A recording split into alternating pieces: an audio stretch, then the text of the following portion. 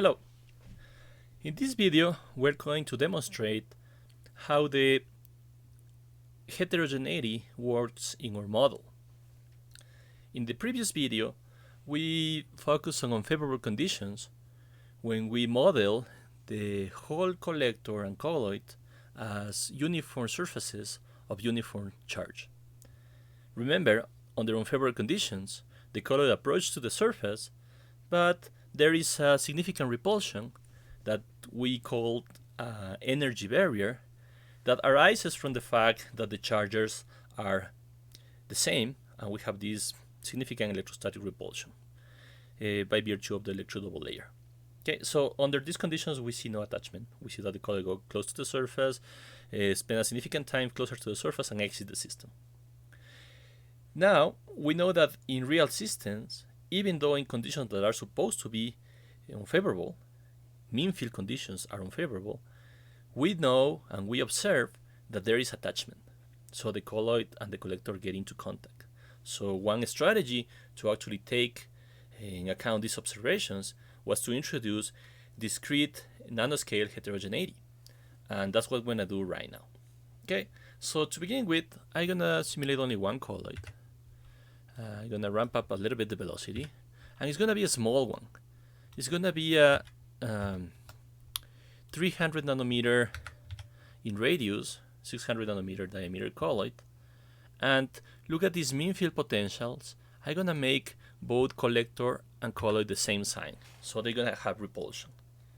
So under completely unfavorable conditions, there should be no attachment at all. But now we're going to introduce heterogeneity. We have here in this panel collector heterogeneity parameters. Take in mind that these heterogeneity parameters are representing discrete patches. Actually, they are like circular patches of attractive charge. It means if the whole collector is negative in charge, the charge of the head domain, that's what we call this discrete domain, is going to be positive. Okay, so we have different types of representations of the surface because this heterogeneity try to represent what is physical roughness or like chemical heterogeneity, what's different charge, as a single entity. And these head domains are going to have a size. So for this case, I'm going to put a fairly big size, 140 nanometers. And you can have it there. And notice as soon as I put a value here, a lot of other fields activate in this panel. That means I have the option, if you take a look at here at head mode, it's going to tell you what kind of distribution of sizes of these head domains you're going to have in your collector. And you have head mode 1, 5, 9, 73, and this corresponds to different Pareto distributions. Head mode 1 is just uniform size. Head mode 5, it means 1 large head domain, 5 medium. Head mode 9, 1 large head domain, 8 medium. And head mode 73, 1 large, 9 medium, and 64 small. So we're going to use mode 9 for this case. And the second size, the medium size, has to be smaller. That's the distribution. I'm going to use 70 nanometer. Okay. Now, take in mind that this is the distribution of sizes, and now you need to set what's going to be the fractional surface coverage. That means if you integrate all the areas of all these nanometric head domains across the surface of the collector, you should yield a fractional surface coverage. And this coverage is in experiments, and in our simulations, to match our experiments, we learned that it has to be pretty small, like in the order of fractions of percentage, like 0.02%, 0.06%. But now we're going to use a fairly big one, 20%, just to demonstrate the model. Okay? Otherwise, it's going to take longer time, and that's why we run this in supercomputers. Okay? So now we have this set up. Now I want you to direct your attention to the simulation time step and slow motion parameters. So we have some multipliers of dt that are going to control how frequent the calculations are going to be performed in each domain, like in the bulk of the fluid, in the near surface, or in contact. So I'm going to put this 20. It means that we're going to factor 20 times the momentum relaxation time dt that we use inside our code to calculate the next translation when the colloid is in the near surface. The near surface, recall, is less than 200 nanometer. And then the contact time multiplier, I'm going to put this 0.1, okay? Because it's a fairly small colloid, so we are not going to have some numerical artifacts there, okay? Now everything is set. I'm going to set an output directory to begin this. I'm going to put this in my desktop. I'm going to put a new folder. I'm going to call this heterogeneity. Okay, there we go. I'm going to put this 6 micron. I'm going to kill this, 600 nanometer. There we go. And then you're going to run it. So as usual, we have our transport plot as a dashboard. I'm going to maximize this. And remember, this is going to be a small colloid, relatively small colloid. It's going to be closer to the surface because it has some drag. When it goes closer to the surface, go to the near surface domain. I'm going to start looking at the colloidal forces. And now the difference from the previous video, now in this panel in the bottom right, we're going to have the area in the zone of influence occupied with heterodomains. So we're going to have a fractional area when the colloid hovers over a head domain. It's going to start showing here. So all the surface is repulsive, but as soon as it finds these patches, this value is going to be different than 0. It's going to increase. And that's the important thing to look right now. The behavior will be like unfavorable, with the exception that is going to attach. And now you can see here in the near surface plot how we have the colloid, and this is our heterogeneous surface. In the red, we have these green patches that represent our head domains. Remember, this is just a exaggerated fractional surface coverage, but that's because we want this to attach fairly quick, so you can see that. Okay, now we're going to the near surface, and look, it's going to the secondary, in the near surface going to the secondary minimum, but now the barrier is going to be eliminated locally because of the influence of the head domain, and that's how you allow this attachment to happen. And since this is a really fairly simple concept, the application of this during several years taught us that we really need a distribution of head domain sizes to capture experimental trends across different colloid sizes, different fluid velocities, different ionic strength conditions. Okay, notice that how the area COI is going to start increasing. It means our colloid is going over a head domain, and as soon as this increases, the colloidal force become attractive, negative. It means it's getting pulled towards this attractive patch, and I can tell you for sure it will attach. These head domains are fairly big for this colloid. Let's see. I may edit this part if this takes too long, but let's observe for a minute.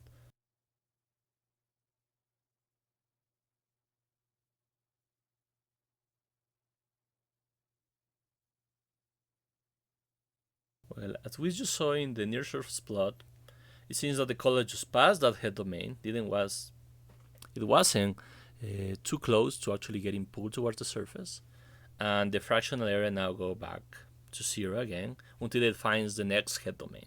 So all this process of finding head domains is why these mechanistic simulations are really important. You need to have your system simulate every single translation, taking account all these forces, to have a statistical representative result.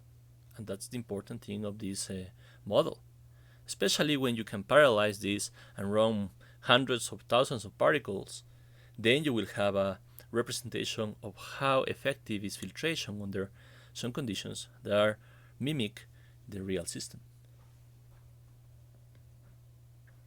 So now take a look. Now we have a really high fractional area of COI occupied by head domains. A-frag is how we call this inside the model. And now the colloid is getting pulled closer and closer towards the surface, but it's still 100 nanometer away, so it may diffuse away. Because remember, this is a fairly small colloid, and diffusion play a role. As you can see in the trajectory, this wiggling is because of diffusion.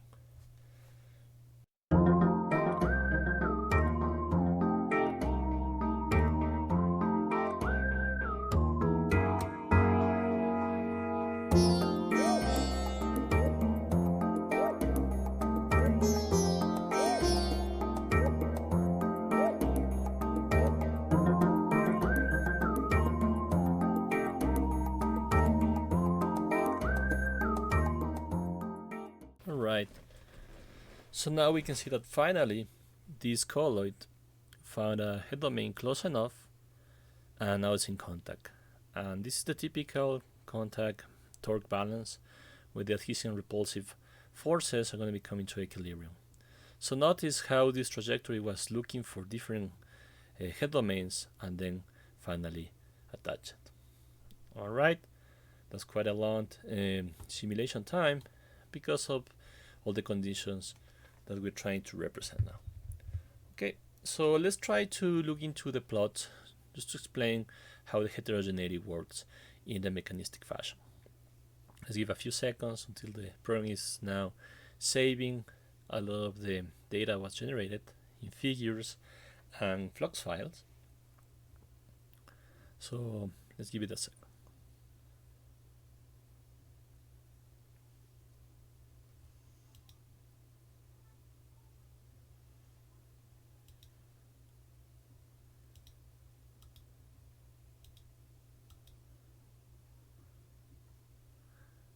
There you go. So everything is completed. We can see that the resolution of this colloid was attached K2, which means that the colloid rested in contact over the surface of the collector. I'm going to open the figure that was in my desktop, a heterogeneity 600 nanometer colloid. And if we do the near surface figure, I'm opening this right now. It's going to take a few seconds.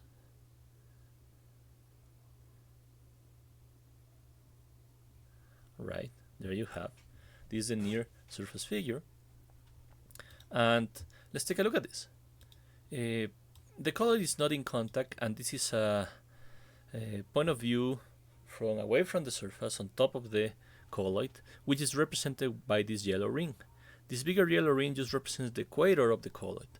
But notice that we have this smaller ring, and this circle represents the zone of interaction or the zone of influence where the colloidal interactions actually are significant. And what represents this, if we look for it from the side as we have in the other panel right here, we can see that we actually are integrating the, try to make this a little bit bigger.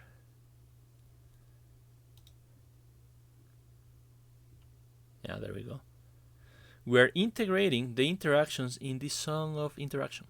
So we have a fraction here occupied by head domain and a fraction that's red, that's the collector that's repulsive, and the electric double layer interaction will be the linear combination of those fractional areas inside the zone of interaction. So what's going to happen when the colloid attach, if we look at the dash figure that I'm going to open right now, is that fractional area is going to be greater than 0 and greater than 0.5, and it's going to become net attractive area.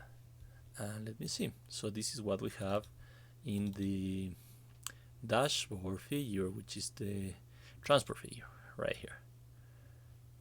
Let's see. There you go. You can see how the fractional area is 0 in the bulk, and then when going closer to the surface, start to scan the surface, and this go back to 0 and high values, 0, low values, and that represent that the colloid is hovering over repulsive and attractive regions of the collector surface. At some point, you can see here in the separation distance, it diffuses back and forth, back and forth, back and forth, until the combination of separation distance and head domain fractional area renders the conditions favorable to attachment to occur. And then the colloid gets pulled towards the surface and rolls into contact, and the simulation is completed. Okay, so imagine we have to repeat this process for a large number of colloids to have an statistical representative result. All right.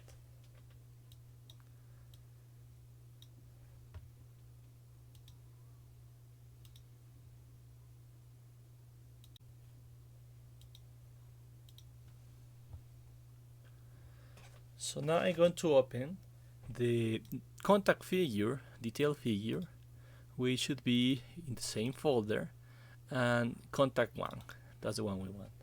And this figure is going to show the two surfaces in contact when the simulation pretty much ends. And we can see here in red is the collector surface, which is repulsive. But look at this huge green area. It means that's our head domain.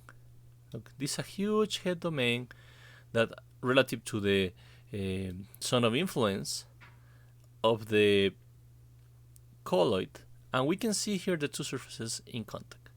Okay, so this was the culprit of the Hall attachment to occur. The mechanistic simulation performed shows how the colloid is translated by all these forces, but actually has to find this landing patch. Otherwise, attachment wouldn't occur. Right? Then you can see both surfaces. And this is the colloid surfaces, which is showing in gold. Right? And the zone of influence, I think, is getting masked because of this gold colloid that looks pretty flat from here. But I can tell you, the majority of the zone of interaction is going to be occupied by this green head domain. So we have an attractive surface. All right. Okay. Now we're going to run, notice that I reset all the conditions. I'm going to run a larger colloid. So let's try to replicate the heterogeneity conditions for the larger colloid. So we have one colloid, repulsive conditions, right? But now it's going to be like a 3 micron in radius colloid. It's going to be a 6 micron colloid, 10 times larger than the previous one. And we're going to use the same heterogeneity. So look at this. This was 140 nanometer. And was a head mode 9. This was 70 nanometer.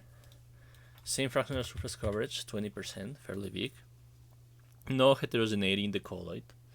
The velocity was factor of 10. It's the same condition as the previous one. And now for the near surface multiplier, I'm going to increment this to 10 because this is a larger colloid. The time step scales with sides, and I don't want this artificially just to crash into the collector surface. And contact time, I think it's fine to leave it at 0.1. All right. Remember, this is unfavorable simulation with heterogeneity in the collector. But now we're going to see maybe because of the size of the colloid, it's not going to be able to attach. Let's see. So the output directory, same folder, heterogeneity. And now I'm going to call this 6 micron. 6 micron collector only. Yeah. Denoting that we have heterogeneity only in the collector. Okay, so everything is set to run, and let's do it. Again, we have a dashboard. This colloid, fairly quick, is already in the near surface because of the drag. You can see now you can see the head domains are way smaller than the colloid. It's because the colloid is bigger, larger. The head domains are the same, and now they appear smaller relative to the size of our colloid. Right. And we already are looking, fractional area is already in the near surface, go really far, fairly quick to the near surface, and it's already scanning the surface as it's translated across the collector. And here you can see you go like fractional surface coverage to 0.4, they go back to 0, or sorry, to like a value of 0.1, then increment, decrement. And the reason that maybe it's not going back to 0 is because the zone of influence, the zone of interaction of this larger colloid is large enough that there is always going to be some head domain in this area. And I think that's the case. We're going to look into the near surface plots at the end of the simulation so we can look at it. And there you can see. Remember, this distribution of head domains is across the whole collector. It means that the location of these green patches are explicitly defined in our algorithm. But that means that we don't have a lot of data that we're reading from where the locations. We're generating using a procedural algorithm that actually is painting in an explicit way only the colloids, only the head domains around the projection of the colloid. But we can, if we want, we can generate the whole surface, and they're going to be the exact same locations of all these head domains. So it's completely explicitly defined. And now you can see, look at this. This area of COI go oscillates from 0.4, go back to 0.1, 0.4, 0.1, and that means that the surface, even though that has large head domains, large areas of attractive charge, they are not large enough to actually render the whole interaction, the net interaction, attractive. See that? So we're never going to have like greater than 0.5 fractional area of COI occupied by head domains because it's a large colloid. And this means for a larger colloid, you have two options. You can change the surface of the collector.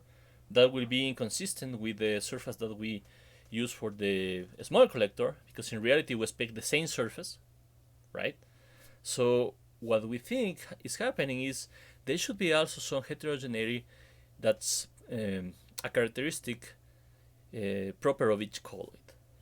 And we can think like if you have a larger colloid, that 6 macron colloid, maybe heterogeneity is going to be more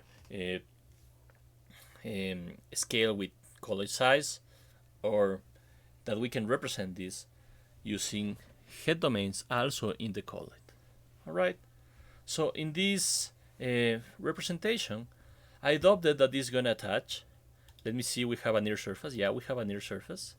So what I'm going to do, I'm just going to stop this simulation. And unfortunately, we don't have a way to actually stop it simply as closing it. So what I'm going to do is just I'm going to close the program and then look at these plots before we close it. All right. So I'm closing this program, for example. Let me see if it lets me. Maybe not. Yeah. Okay, now I just closed that, so it's gonna generate an error because I closed something that shouldn't be closed. But now we can take a look at this. And take a look. We look at this. This is the heterogeneous surface, and of course this patch is going to be everywhere. Remember, it's 20%, but because of computational intensity, we just decide to represent a few patches of head domain around the zone of influence. And look at this closely. This is the zone of influence. It's large enough. When this translates, there is always at least one small head domain here, and that's how we have this fractional surface occupied by head domains oscillating, because we have a medium head domain, a large head domain, a medium head domain. But even though we have larger and smaller, there weren't enough area occupied by them to render the interaction attractive. All right. So what I'm going to do now, even though that the program crashed, I make it crash.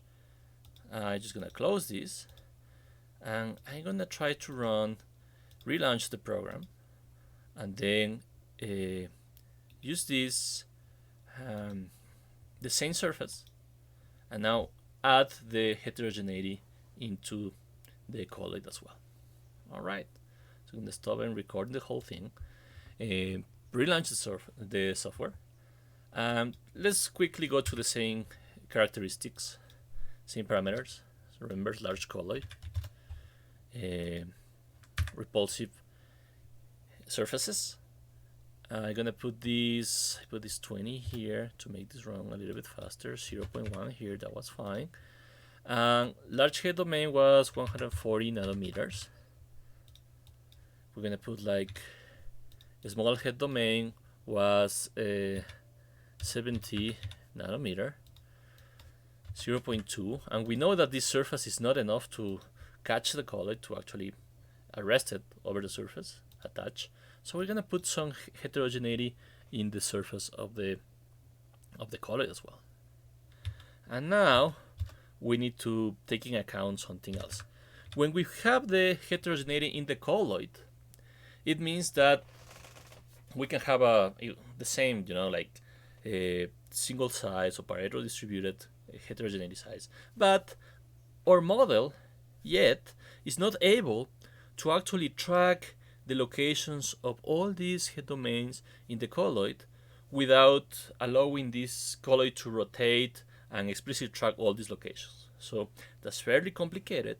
So a strategy that is going to help us to represent the heterogeneity in the colloid without incrementing the computational intensity in a significant manner is just get a high fractional surface coverage.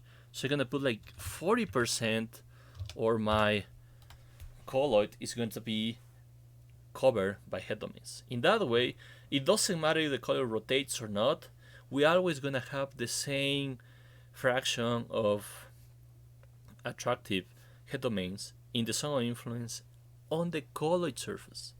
And take a look, we have an error catching here. If I put this really small, like 0.01, for example, it's going to tell me this. The combination of colloid heterodomain radius and surface coverage lie outside the limits that allow neglecting color rotation. So I invite you to see this publication from Cesar Ron and William Johnson for more information about that. It means that the upper heterodomain radius limit and corresponding lower surface coverage should be used as default values, so we always make sure that we can neglect rotation of the colloid and have a significant result in the simulation. Okay, so taking account this fractional surface coverage in the collector is explicit. We have all the colloids, all the head domains in the collector surface explicitly located.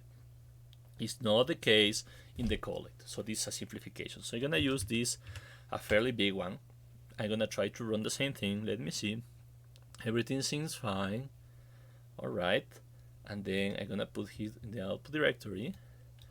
I'm going to my desktop, heterogeneity, select this folder, and I'm gonna call this 6 micron colloid and collector head domains. Colloid collector head. Okay, that's good enough, and let it run.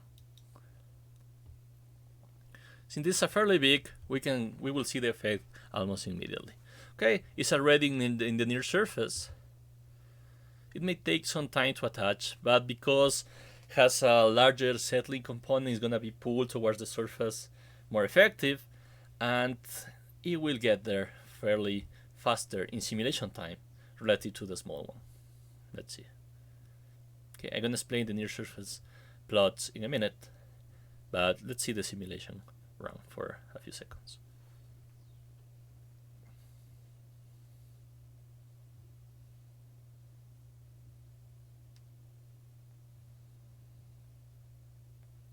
Okay, it's already getting into contact.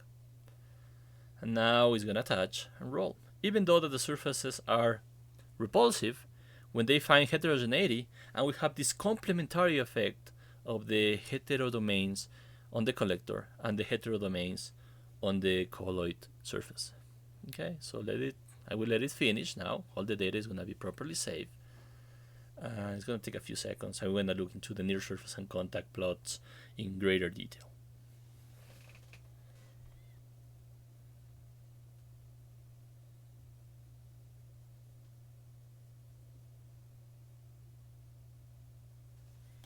Alright, this is continued. Let me see which one remains open.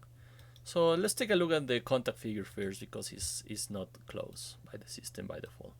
Look at this. So this is the zone of influence. The red surface is the collector. Looks pretty flat in this scale. The gold surface is the colloid. You can see the curvature there.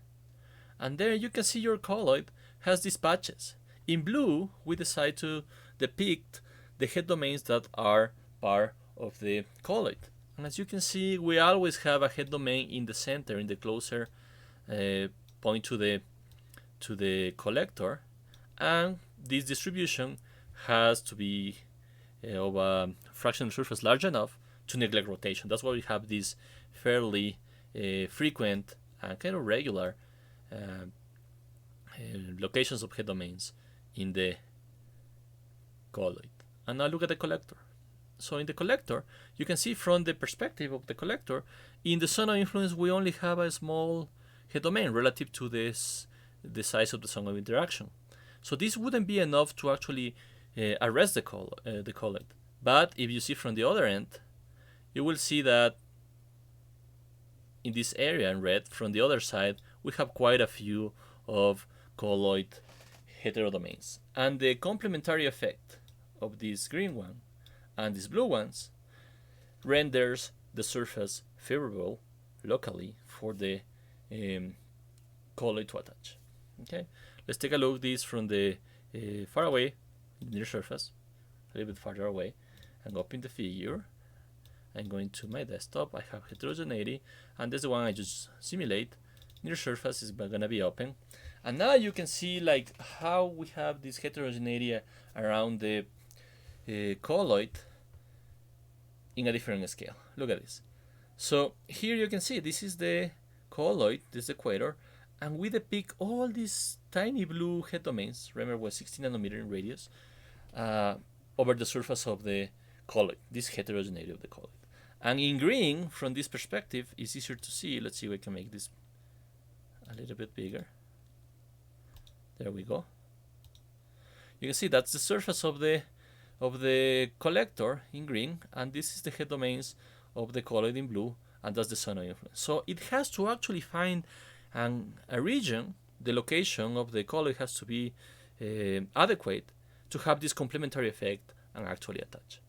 Okay, so now we demonstrate for different colloid sizes how the same surface can attach, though, even that's 600 nanometer and 6 micron, if we take into account also the heterogeneity in the colloid. So take a look more into publications that we mentioned before, so you can see more details how this was performed, all the data and predictions that we're able to get there. All right. So I think that's it for this video, and we're gonna keep making more videos relative to this Paris suite, and we hope that you guys are interested and learn a little bit more of color filtration theory. Thanks.